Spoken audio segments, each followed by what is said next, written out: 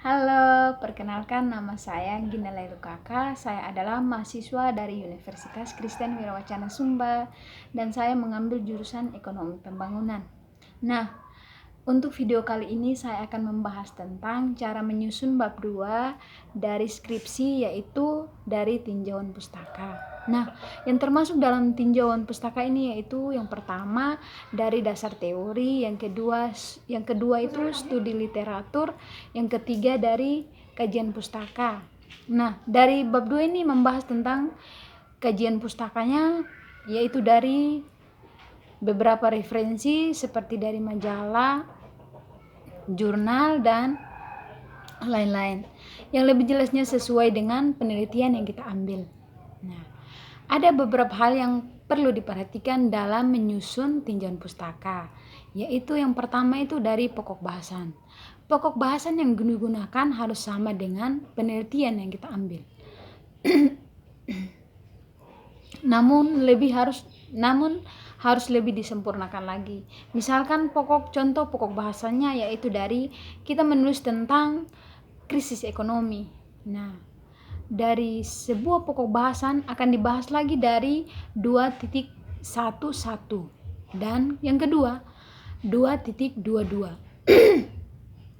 Lalu yang kedua 1.3 kita akan membahas tentang tahapan terjadinya krisis ekonomi. Nah, selanjutnya kita akan membahas tentang unsur-unsur krisis ekonomi. Nah, poin yang kedua dari subbab 2 disusun dari umum ke khusus. Kita harus fokus pada penelitian yang kita ambil.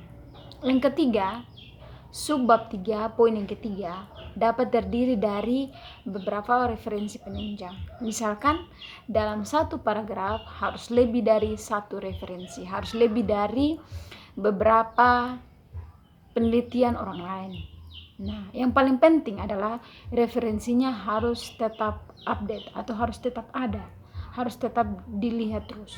Nah, poin yang keempat, kita harus mengubah kalimat dari referensi dengan bahasa kita sendiri. Misalkan dari jurnal yang kita ambil atau dari buku yang kita ambil, misalnya bahasa aslinya adalah tidak harus sesuai dengan yang kita susun. Misalkan dari bahasa aslinya kita harus membuat referensi dari bahasa kita sendiri. Nah, dari pokok bahasan tempat lain kita akan membahas referensi bahasa kita sendiri. Nah, itu dapat mengubah isinya, tidak dapat mengubah isinya, dan juga dapat mengurangi plagiasi. Terima kasih.